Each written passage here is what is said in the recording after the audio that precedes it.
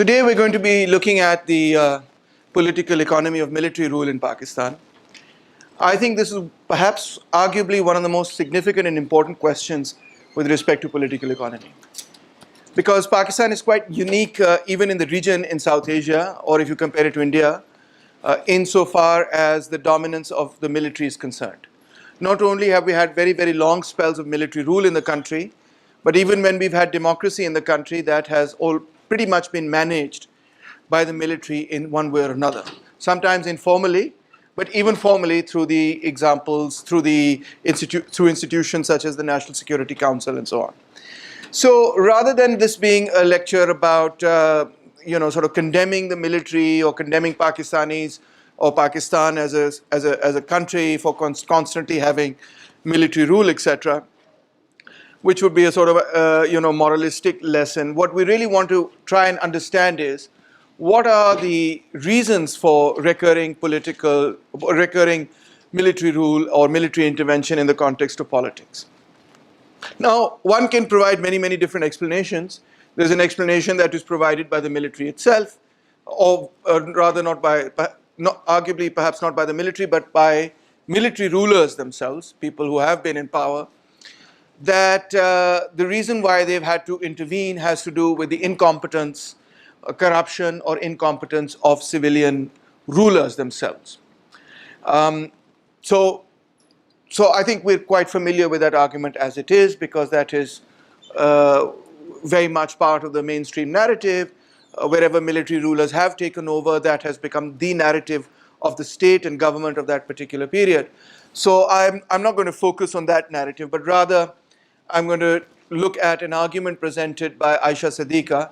So you can say that as far as political economy is concerned, the person that's made the most cogent argument about what are the economic imperatives behind the military constantly taking over power in Pakistan, Aisha Siddiqa's name would be in the front of the list of such scholars that have done such serious work. Her book is called Military Incorporated, Military Inc. for short, and it is the only work of its kind which actually tries to gather together data about what the economic role of the military actually is. Detailed data on for example, on the Army Welfare Trust, on the FWO, and so on and so forth, and other institutes, etc. As she tries to put together a picture with data about what the economic stakes of the military are in Pakistan. And I think that's very important and very precious, precisely for that reason, that nobody's done any work which approaches this question in the kind of detail as she has approached it. So she gives this a particular name, which is also present in other literature and political science, which is MILBUS. What does MILBUS stand for? It's military business, short for military business. What is that? It is that the economic and business interests of Pakistan military are the main cause of the involvement of the military in the politics of Pakistan. Relatively speaking, quite simple theory, not very complicated to understand, that the military as an institution may intervene in the politics or the economy of Pakistan to protect its own interests. But obviously that has to be substantiated with facts, with data, with evidence, and so on. So she defines MILBUS as military capital used for the personal benefit of the military fraternity, especially the officer cadre, which is neither a part of nor recorded as part of the defense budget. So it's very important to understand this, that there is the defense budget, that's about a quarter, 22% of the overall government budget. Some part of the military budget, which is paid in pensions and other perks, etc., has been shifted over to the civilian budget. So if you add that, you would add a couple of percentage points. But that is something quite distinct and separate. Every country in the world takes out a bit of money to give to the military, otherwise obviously the military cannot survive. And while we can argue that it's too much or too little, that is part of the defense budget of that particular country. What Aisha Siddiqa is talking about here is not the defense budget of the country. What she's talking about in the context of MILBUS is everything else that the military is doing which is part of the political economy of the military industrial complex of Pakistan. So let's have a quick interesting look, because we've grown up with the military being involved at so many different levels in Pakistan that we may actually be surprised that it could be any different way. But here's just a very good and recent example of China.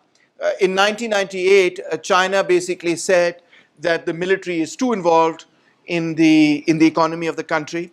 The military became very involved in the economy of the country of China after the Deng Xiaoping reforms.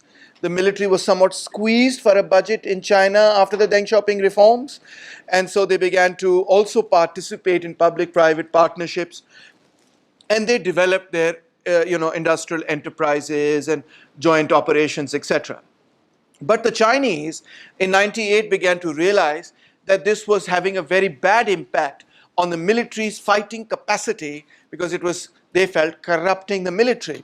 So in 1998, they took the decision that the military would begin to disinvest itself from economic enterprises. 20,000 companies were, the military basically took itself out of those companies. In Beijing alone, $170 million worth of their investments they disinvested from. And even more recently, Xi Jinping basically said that we have to halt all commercial activity of the military. Kindergarten education, publishing services, real estate, rental, whatever the military is involved in, it has to completely come to an end. And over 100,000 paid service programs were ended in China after this particular thing. So China's military budget, though, the official defense budget, actually has escalated, while simultaneously it has gone out of business. So they actually have more money than before, while at the same time pulling themselves out of the economy. This is a very, very major reform in China. And the reason behind this, of course, has to do with what's called the Pivot to Asia strategy. The Pivot to Asia strategy was launched in 2012. What is the Pivot to Asia? It is basically an American strategy whereby Southeast Asian countries and East Asian countries, the Americans are sort of working diplomatically with them to isolate and contain China. And so 2012, they had the Pivot to Asia strategy. 2013, what did the Chinese launch? The One Belt, One Road initiative. In other words, they said, oh, you're pivoting around us from the Pacific Ocean, right then, we're going to go the land route, rebuild the Silk Route. It's very much the whole One Belt, One Road initiative, one part of which is the CPEC, is very much a part of their understanding of how to alter this geopolitics of power. So anyway, one of the things that they said was, if there's going to be war in the future, although they're not talking about war, but you can see that the conflict between the US and China has been escalating for quite some time. So they are saying the PLA needs to be in tip-top fighting shape to defend China. And to be in tip-top fighting shape, to be really a world-class military, they're saying, you've got to get out of the economy. You've got to do what your job is. And your job is to learn how to fight, to defend the country. Your job is not to run kindergartens, publishing services, real estate, shadi ghars, etc., etc. That's not your job. So it can happen if there is a political will behind it. The military-industrial complex can disinvest from the economy. We've seen it happen. What about Pakistan? So in Pakistan, one of the key traits is that we can see from the 1950s onwards that there were many, many different political forces within Pakistan that were asserting their rights. So there were, of course, Muslim League fractured very quickly after independence, and there were many, many regional interests that arose in Pakistan in the 1950s already that were saying, give us more power, give them less power, negotiating for more or less power. One of the key, of course, questions was, what is the relationship going to be with East Pakistan? In 1955, the government imposed the one-unit scheme in which they broke up the provinces of West Pakistan with the clear purpose of balancing the population of both East versus West Pakistan, and claiming that West Pakistan ought to have parity or equal representation with East Pakistan. So, and the justification behind that and other similar steps that were taken were given in the name of national security. So you can see that for a very long time, Pakistan has tried to build a national consensus, some unity, a sense of Pakistani nationhood, a sense of coming together out of the central argument of national security. That's why often people have referred to Pakistan as a security state, some have referred to it as an insecurity state, etc. Right? The US also at the time traded democracy for security with respect to Pakistan, not because they were so much concerned about democracy or military dictatorship in Pakistan, but because they first went to India, they tried to convince India to join their anti-communist bloc, and India said, no, we're going to remain non-aligned, we'll deal with you, we'll also talk to the Soviet Union, we'll talk to both sides, and we'll see whoever offers us the better deal, we'll go with them, etc. So, having been rebuffed by Nehru, the Americans basically came to Pakistan and said, well, how about you? Would you guys like to join the Cold War pacts? And Pakistan said, absolutely. So when that began to happen, this was the 1950s, where in America itself, in the early 1950s, there was a wave of anti-communism called McCarthyism. And then there was the FBI, etc., being run by people like John Foster Dulles and so on.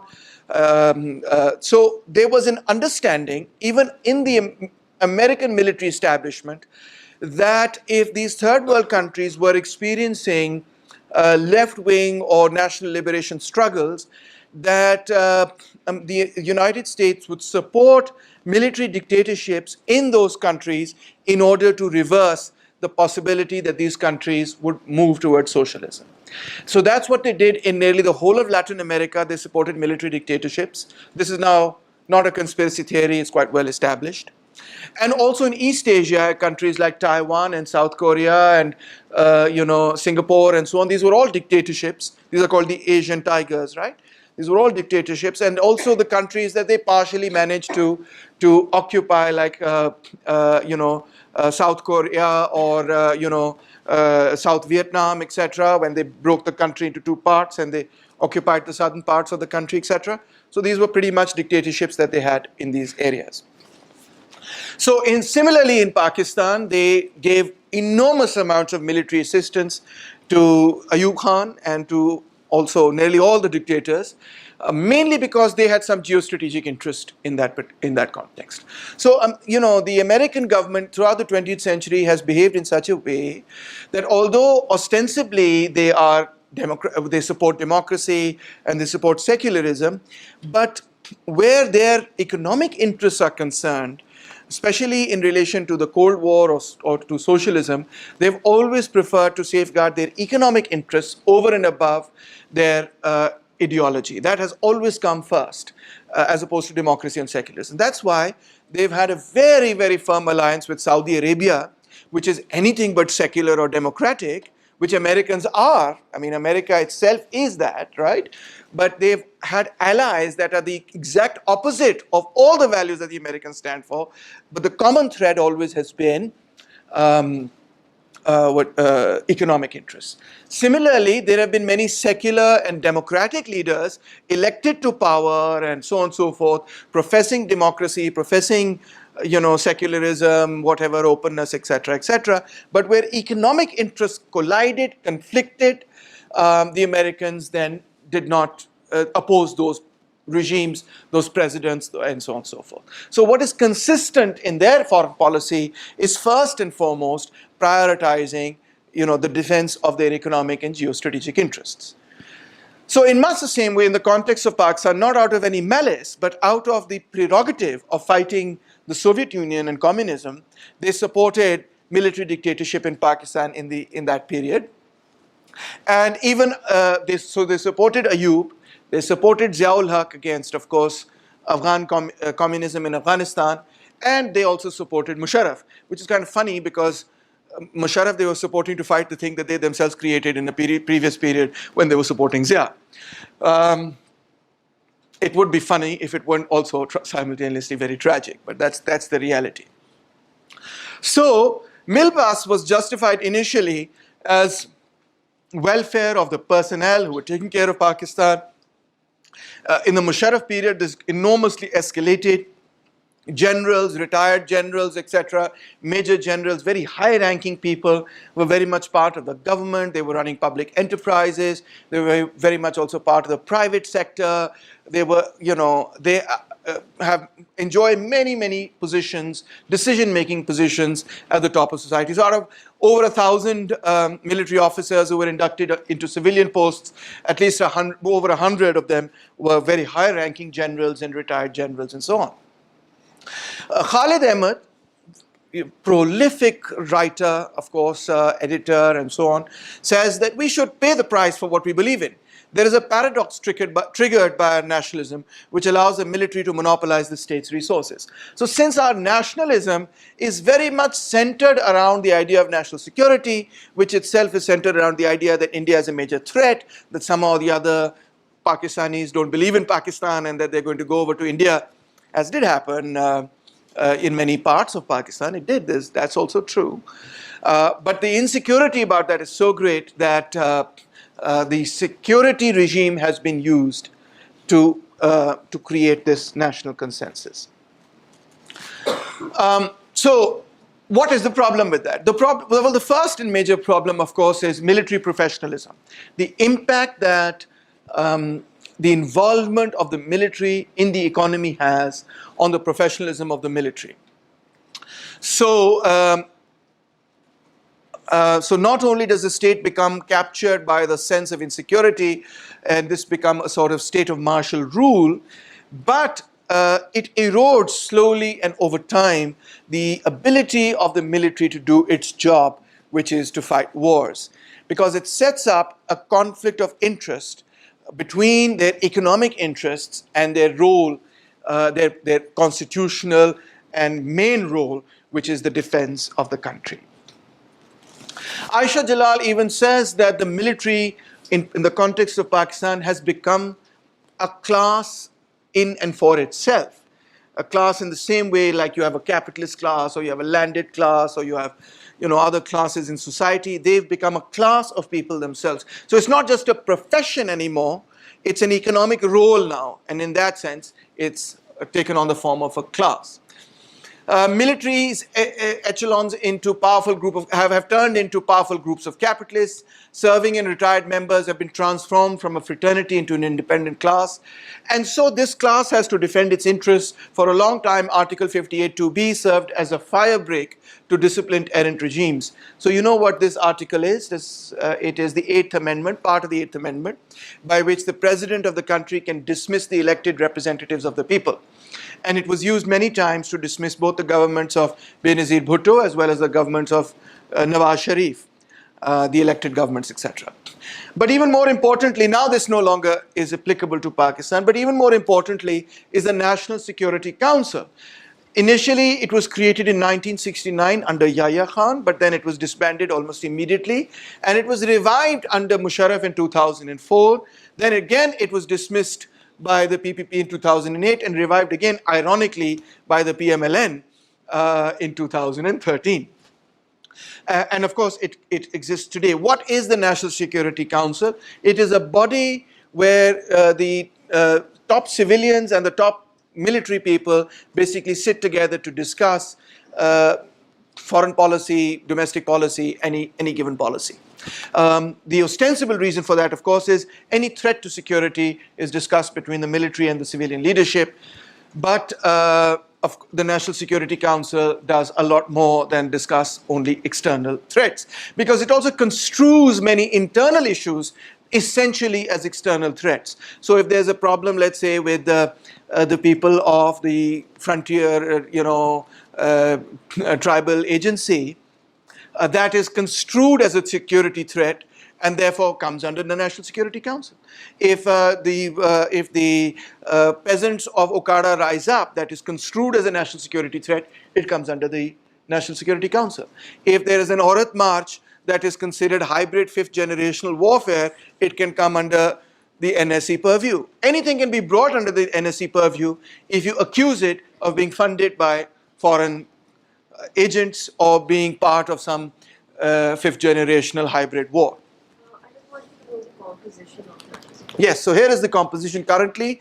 The chairman of the Joint Chiefs of Staff Committee, chiefs of the Pakistan Army, Air Force, Navy are all members of the National Security Council. In addition to that, the Defense Minister Pervez Khattak, Interior Minister Ijaz Shah, Foreign Minister Shah Mahmood Qureshi, Abdul Hafiz Sheikh, Advisor on Economic Affairs, to PM Information and Broadcasting Firdaus Ashik Awan, one of my favorites, and Special Assistant to PM on National Security Division, Moeed Yusuf, is taken a step up from LUMS. As you can see, they are all part of the National Security Council. So, that's the composition. The Milbus is a double-edged sword because it increases competition also within the military for economic resources. So Milbus, Aisha Siddiqa tells us, controls maybe 23% of the assets of the corporate sector, mainly with two very big foundations, that's the Fauji Foundation and the Army Welfare Trust. These are the big businesses, military businesses of Pakistan. And it's not one, it's sort of, the Fauji Foundation is a network of different businesses, etc. Similarly, with the Army Welfare Trust that handles a whole network and array of very many different kinds of businesses. Ikram Sehgal tells us that the jump from Major General is a major financial jump, and so a brigadier who has a good chance for promotion does not want to disturb the future and will generally support their superiors, not only out of a sense of military discipline, which itself is quite strong, but even more out of a sense of also furthermore out of a sense of what they could possibly gain in the near future as a result of their promotion. So this sets up a conflict of interests, and we've heard this phrase spoken quite often, that officers become property dealers, they turn into millionaires overnight, and scandals have hit this section of the armed forces which threaten to demoralize the morale, discipline, and unity of the army. There are two very big, one can give certain examples, but there are two very big cases that had a very huge impact on the public perception of the military's involvement in the economy. The first one is concerning Lieutenant General Zahid Ali Akbar, retired. He became Chairman WAPDA. He was Chairman WAPDA from 1987 to 1992. And when he was investigated under the government of Nawaz Sharif, he was, by the National Accountability Bureau, he was found to have 77 bank accounts and with loads and loads of money in them. He accepted his guilt. He said, yes, I am guilty. And he made a plea bargain with the government. He returned 200 million rupees to the National Accountability Bureau. And he said, don't put me in jail, etc. I'll live out the rest of my days in Pakistan, which he did. So he wasn't sent to prison. He gave some money back, and then things were fine. But the even bigger case was with Admiral Mansoor al-Haq, who was the chief of the Navy.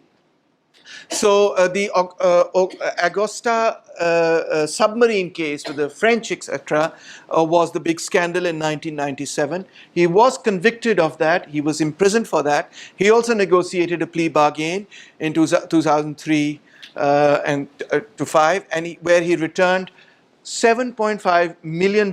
This was the equivalent of 2 years of the salary for the entire Navy. That was an enormous sum of money. And later, he paid an additional $2.5 million. He was released, and then he made a case in 2013. He went into the Sindh High Court and he said, look, I've served in 2 wars. He was by that time very old, I think 90, 91 years old. And he said, I've fought in 2 major wars in Pakistan. I was a POW. I've served my country. I have given back the money, etc. Now, please restore my rank. It's very important. It's not like that he's going to get anything out of it, but the rank was restored, whereas privileges and perks were not restored. He lived out the rest of his days in Pakistan. Ali Chima refers to not these things specifically, but to all of this as a form of inefficient corruption. He says there was corruption even before, but it was at such a low level that it did not damage the overall efficiency and functioning of the economy. Now the corruption is reaching such a high level, he's saying, that it is not just facilitating or lubricating the machine or the economy, it is actually distorting resource allocation in a very, very significant way, and therefore damaging the economy quite significantly. That's why he calls it inefficient corruption. This term has become quite frequent in the last 10 years. It's quite frequently used in the last 10 years in the context of Pakistan. Praetorian democracy. Praetors, of course, were the military, folks in ancient Rome, so soldiers, etc. So Praetorian democracy means a democracy in which soldiers are also involved. And that's what we pretty much have. A cycle in which the military comes, and then you have elected governments, and then the military comes back, and then you have elected governments, and so on. Aisha Siddiqa refers to this as a predatory cycle. In what sense is it predatory? Not in the sense that, this is a predator killing other people, but in the sense that the military business is predating over the civilian sector, pulling resources out of the civilian sector. So in economic terms, it's predatory. So in the initial years, she says, and also Zaidi and others say, the military stakes were limited only to the defense budget. But with the passage of time, it became much more involved. Public sector cooperations, contracts with various military companies, building of roads, dams, bridges, barrages, everything, and also selecting trusted people to serve on various boards. I don't know if you know this or not, but if you ever go to do, when you go for a job, you'll discover that so many factories and schools and enterprises across Pakistan have at least one member in the admin services that is a colonel or somebody from the military. And if you ask people, well, why do you have colonels in the administration of schools, colleges, universities, or they have brigadiers or whatever, why do you have them? The explanation often is that they're very efficient, they can maintain discipline, they can also, because they were part of the military, if there's any issue with respect to the state, the military or security service, they can be a good liaison between the private business and the military, so they can get, they can call up their folks and get things done, etc., etc. But the converse side of this, of course, is that it is, it involves the military very, very deeply in civilian life, forwards and backwards. And on the one hand, while it may lead to the weakening of the military's own ethos of discipline, on the other hand, it may also lead to the weakening of civilian institutions themselves, which are, in any case, in the context of Pakistan, quite weak. The argument being made here is that civilian institutions, therefore, are not weak on their own account because civilians are stupid or unable to come to an agreement, but because of the imbalance between the civilian and military institutes. One institute is so powerful that it is deliberately weakening other institutes rather than those institutes being weak in and of their own accord. So what this means is it's becoming very difficult for the military to withdraw completely from the economy of Pakistan, because the military itself would have to pay a very large cost if it were to withdraw. If it were to do what the Chinese are doing, now the Chinese military is only able to do that, i.e. get rid of its money, capital, in its investments, because the government of China is saying, whatever losses you get from that side, we're going to make up from this side. And China's military spending has been going up, keeping pace with American military spending. American military spending has gone up by 6% this last year. Chinese military spending has also gone up by 6%. They're keeping pace with American military spending. So they're saying, you don't need those businesses. We'll give you the money to do all of these things. Get out of there. So a similar process is obviously impossible for Pakistan, because Pakistan's government is broke. So if you tell them to give up Army Welfare Trust and all the businesses of Fauji Foundation, well, then you can't compensate them for those businesses. So what happens as a result is that there's a very powerful incentive for the military to stay involved.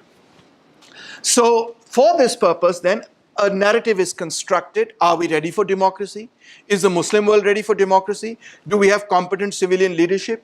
Najam Sethi says, the military bends the rules and makes their own rules so that one cannot call their actions, corrupt, or call it corruption. Only 3 slides left. I can see that some of you are tiring out already. Today's lecture is going to be uncharacteristically short. I'll do my 3 more slides, then we'll have a nice break, and then we'll have a discussion, etc. So cheer up, wake up, it's okay. Ghabrana nahi. All right. So to continue, so civil-military relations result in, so Milbus results, first of all, in deepening the chasm between the center and the periphery. Most often we have seen that in the periphery, the military is the only real authority that is undertaking any decision making. For example, in Balochistan, in tribal areas, and so on and so forth, it's essentially the military that takes the decisions, and civilian power is incredibly weak. And this sets up a dynamic whereby the Baloch or tribal Pashtuns may say that we have no representation. We have no say in our lives. We can't take any decisions on our own behalf. Now, Musharraf's government was actually quite successful in the initial years in wooing or romancing civil society. I remember I had just started teaching as a young professor here at the Lahore University of Management Sciences, having just finished my master's degree. Good God, it seems like that was ages ago. Actually, it was decades ago. Musharraf had just taken over. And a lot of your civil society folks, NGOs and so on and so forth, what you call your liberal, intelligentsia, was actually very much deeply in favor of Musharraf. And I recall being very much considered a dogmatic, far crazy leftist at the time, because I was never in favor of military dictatorship and opposed Musharraf from the very beginning. But my real intention was to tell you how much civil society at the time actually was fond of General Pervez Musharraf. Musharraf came with this famous picture where he was holding 2 dogs, and everybody just fell in love with the fact that he was holding 2 dogs. And nobody wanted to discuss his economic policy anymore or anything else. It's like, oh my God, that's so sweet, etc. It was quite crazy. But there was another reason behind that as well, which was that in the late 1990s, Nawaz Sharif was introducing the Shariat Bill. And the Shariat Bill was strongly opposed by the liberal intelligentsia of Pakistan. And so when Musharraf came to power, he said, well, I'm not going to do any of that Shariat Bill sort of stuff. I'm in favor of enlightened moderation. And everybody's like, yes, this is a good military dictator. And of course, that didn't go as they thought it would, or as it was planned. And interestingly, Nawaz then learned from that mistake, and when he came back after many years of exile and after the lawyers' movement began, he realized, no, one mistake that I made in my politics was the Shariat Bill, because I lost the support of the liberal intelligentsia, which is of course part of the Pakistani elite. And to gain that back, he never went back to that kind of politics or those kinds of policies again. So he actually shifted from the right of the spectrum into the center of the spectrum, leaving a big vacuum in the right of the spectrum. And who shifted into the vacuum left by Nawaz Sharif moving from the right of the spectrum into the center? Imran Khan. That's right. So he occupied, so when we say that Imran Khan is today what Nawaz Sharif was in the 1990s, that's not altogether incorrect. In fact, Nawaz and Benazir were going at each other like Imran Khan versus PML and PPP are going at each other today. It's the same formation, the same arguments, the same positions, except the individuals representing them have changed, have transformed. But the positions remain largely the same. That's the interesting thing about Pakistani politics and about all politics, that an individual may shift position from the right to the left or from the left to the right, but the position itself remains largely intact so long as there is a constituency within that society for that particular position. The same thing happened, for example, to Bhutto, who was very much, Iskandar Mirza and Ayub Khan's main man, their blue-eyed boy, their prodigy, etc. He was with the establishment. He was an establishment figure. And then he shifted across the spectrum towards the left and became the opposite. And when he shifted, Here's another interesting irony. When he shifted to the left, the traditional party of the left, which is the National Awami Party, that shifted to the right. So there was a change between PPP and National Awami Party, and Bhutto persecuted the PPP, and the National Awami Party, having become the ANP, then in fact was one of the key players in the PNA movement, which invited and supported Ziaul Haq. Talk about irony, right? So the party of the left, National Awami Party, went to the right. The party of the right went to the left. They fought each other. Who came out on top? Neither, Ziaul Haq, right? Then the second formation was PPP versus PMLN. They fought each other. Who won? Neither. They made a bloc. That bloc was, of course, the Charter of Democracy. As soon as that bloc was made, that's when PTI broke with Nawaz. Before that, you'll see that Imran Khan always used to praise Nawaz Sharif. It was this central thing that broke it. What is the Charter of Democracy? It was an agreement and understanding between PPP and PMLN that the experience of the 1990s had showed that they had tried to utilize the Eighth Amendment and the military establishment against each other. They had played it against each other, and they would no longer do that. And that's why when PPP won the election after the lawyers' movement was over in 2008 and Benazir was assassinated, PMLN went into docile opposition to the PPP. They accepted the results. They said, we'll make the government in Punjab, but we're not going to challenge the central government. They won the election, and we'll go with that. Now that was viewed by PTI as a sellout, because what he wanted was Noon to take on the PPP government in 2008. Of course, the PTI had no basis to take on the government, because I think they didn't even win one seat, because they boycotted the election. How could they have won any seat? But they were not going to win any seat in 2008 anyway. The electorate, in fact, rewarded the PMLN for this, for playing the role of a steady, soft opposition. Because that was a very tense time when Benazir, of course, was assassinated, because in Sindh in particular, there was a wave, an enormous wave of anger and disbelief, and the slogans were resounding across Sindh, ke Pakistan na khape, and Zardari came and said, nahi, Pakistan khape, vagara, vagara. You remember that? Yeah? And had the PPP at that time said, we don't want anything to do with Pakistan, that would have caused a really, really huge problem that could not really be very easily solved, in my view.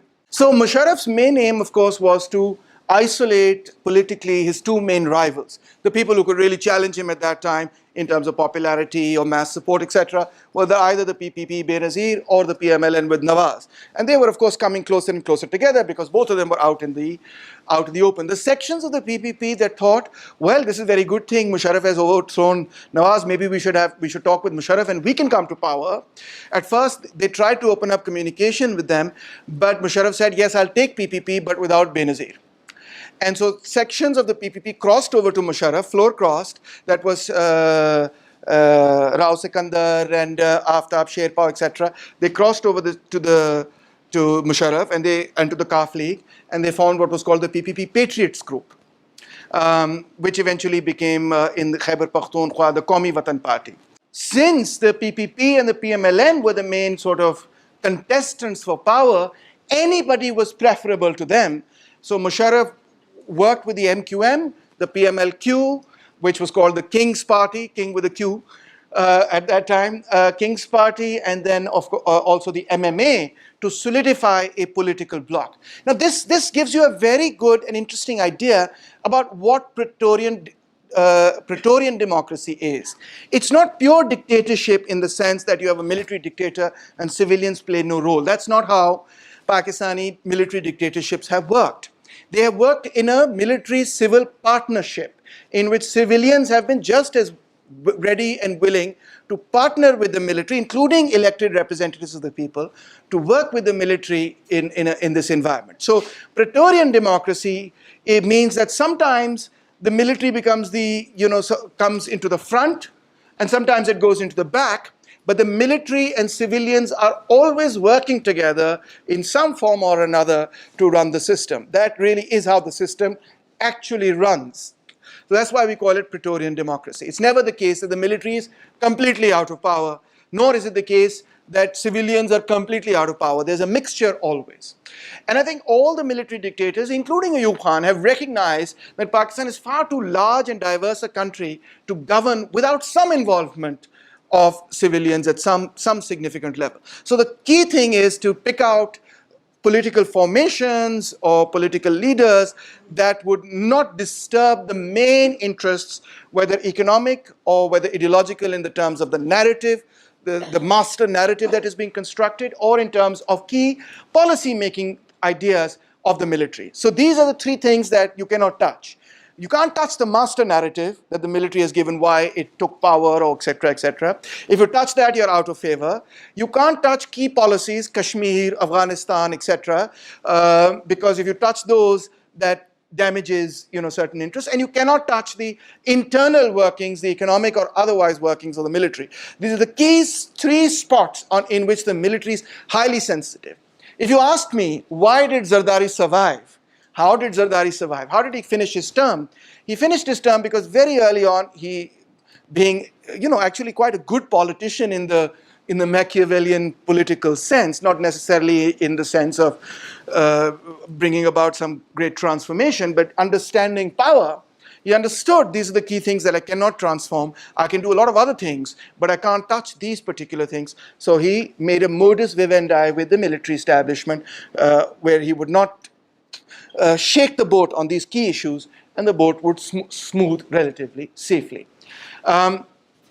So wherever politicians do challenge that, sometimes advertently, sometimes inadvertently. For example, with Dawn leaks, it was never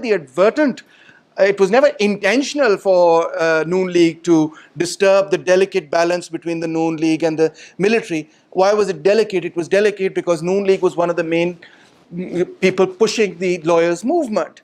So Nawaz didn't want to disturb that narrative or that balance, but it did get disturbed. It got disturbed when Nawaz had a meeting to ask the military generals about extremism, etc., etc. And then Dawn League sort of read that out, and that spiraled into a conflict between the government and the military.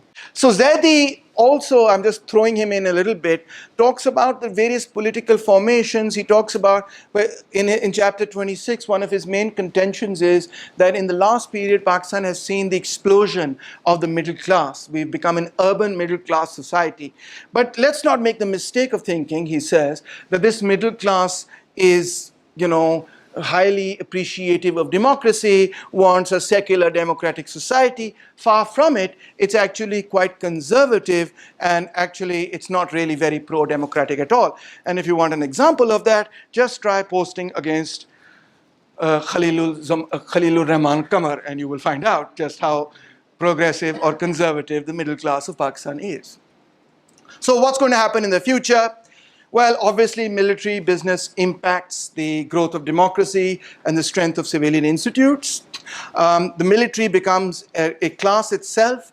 It becomes either the elite or part of the elite, and therefore loses its ability to be an arbiter within the elite or between the elite and other people, etc. The military also, and this is one of the key things, has been very central as you sort of were hinting at or alluding to, the management of the religious right. The military has found at very key historic moments that the religious right may be very useful to them. It was not always like this, because if you remember, go back into history, Ayub Khan had no use for the religious right. Ayub Khan was a military dictator, but he was a modernist kind of military dictator. You could call him a, relatively speaking, secular kind of military dictator. That was the model. So he had no use for organizations like the Jamaat-e-Islami or all these other religious parties. But when the challenge of Bhuttoism arose, what was Bhuttoism? Left-wing populism arose, and industries were nationalized, lands were taken over, big bureaucrats were kicked out of their jobs, etc., etc. The traditional Ayub elite, in a certain sense, was challenged. The Ayub elite could not have fought on the grounds of its old narrative the developmentalist narrative of the 1960s, it couldn't have fought and convinced the public because that narrative had been defeated by the end of the 1960s. So the new narrative that was now used to defeat the left-wing populism of Zulfikar Ali Bhutto was Islamization. This was the new narrative that was brought in by General Zia. And if you want to understand General Zia's Islamization, the central point of that is to defeat PPP populism. Really, make no mistake about it. He is ready to compromise on any. He's also a very shrewd politician. He's a good politician despite being a military general. He was actually, understood politics quite well. And he understood his enemy is PPP. How to isolate it? So he's very ready and willing to make concessions and compromises with political parties and other folks as long as he gets to do what he gets to do, which is isolate PPP. So Islamization's central motive is that. Now the PPP also transforms as a result of its confrontation with General Zia and his confrontation with the establishment. The transformation of PPP is very interesting in this regard because what happens, and also what's happening overall in the world, the transformation of the PPP is that they feel they isolated the elite of Pakistan with Bhutto's populism taking over, factories and taking over lands, etc. So they don't no longer want to do any of that. So PPP transforms from an economically left-wing party, which wasn't very good with respect to its secular credentials. Remember, for example, Bhutto, declared Jummah to be the national holiday and declared Ahmadis to be non-Muslims and banned drinking and etc., etc. So he went along with many Islamic provisions in that sense. But he was very left-wing, you could say, or left-wing populist in terms of his economic program. Now, the current PPP, in fact, even during Benazir's, in fact, this began in Benazir's time, has reversed itself. So economically, PPP is now very much aligned with IMF and, what we would call a right-of-center economic program. It's not even a centrist program, it's a right-of-center economic program. But now, with Bilawal, etc., and even with Zardari, they are very keen to support relatively speaking, liberal or secular causes. So they are, in a certain sense, they are repackaging themselves mainly as a liberal party, whereas in the olden days, they were packaged mainly as a left-wing party, Roti Kapra Makan Wali party. Today, they are more of a let's support Aurat March kind of party. Right? Not that there's anything wrong with supporting Aurat March, but it's a repackaging of the PPP. And this transformation really has occurred both as a consequence of the confrontation with the state, constant confrontation with the state, as well as a consequence of the changes in the international political economy. When the movement began, by 2007, it reached a peak. When it reached a peak, the religious right, which was part of the movement, made a bid to get the narrative of the movement, to get the hegemony and leadership of the movement. To do that, they began to take over Islamabad. And that began with the Lal Masjid, in the hopes that the lawyers' movement would support them. But the opposite happened. The lawyers' movement didn't support them. Musharraf crushed that thing, that Lal Masjid takeover. And when he crushed it, a new organization was created called TTP, led by Baitullah Masood. And the difference between the TTP and the TTA, of course, was that the TTA was an Afghan organization which was pro-Pakistan military, and the TTP is a Pakistan organization which is anti-Pakistan military. In other words, they were agreeing with Zahwari, who was saying, declare war on the Pakistan military because that is a kafir military, etc. So they declared war after 2007 on the Pakistan military, the result of which was, of course, the enormous destruction, death and destruction within Pakistan. Because when Musharraf crushed the Lal Masjid, they formed the TTP and declared war.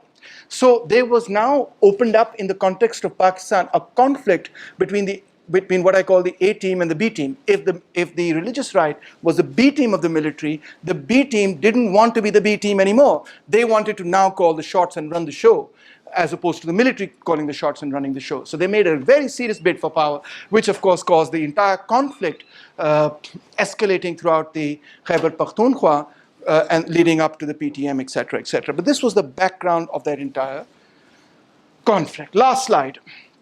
So to sum up, the military's main objective at the time was to utilize, and still is, that where they can utilize, much like the Americans, much like any good politician really, where they can utilize the chinks in civilian forces, whether it is a chink between religious and religious party, or between religious and secular parties, or a chink within secular parties between themselves, where they can utilize these contradictions to their benefit to defeat their main rival at the time they are ready and willing to ally themselves and align themselves or offer patronage to any power in order to get their ends. If this happens, by the way, everywhere in politics. Abbas, you might be thinking, this only bad people do this. Good people do it, bad people do it, everybody does it, it's part of politics. Only young kids who have been taught from बचपन कि झूठ बोलना बड़ी बुरी बात है और सच बोलना चाहिए, say कि ये तो बड़ी गलत चीज़ की, people who study politics recognize that this is how politics works. So do you think Spartacus was averse to dealing with pirates and horrible people if it helped him to defeat Rome? Of course not. Do you think Spartacus was averse to looting and pillaging if it helped to reinforce the supplies of his troops to fight the Roman army? Of course not. He did it. Do you think the communists were averse to taking money from the Germans, even from the Germans, whom their very country was fighting at the time, and do you think Lenin was averse to to utilizing German intelligence to get into Russia in order to spark the revolution, which would then fight Germany in turn? Of course not. All of this is part of politics and much else, which is fun and interesting to look at. So everybody does it. Do you think Mao was averse to talking to the Americans in order to defeat the Japanese? No, he wasn't. Do you think Ho Chi Minh was averse to talking to the Americans to defeat the French? No, he was not.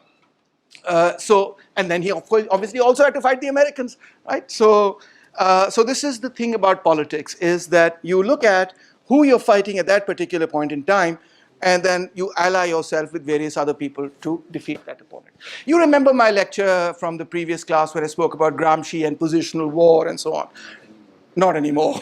Like a good LUM student, you've left it out of the... But anyway, that's what I'm talking about, right? That's very, very common in politics.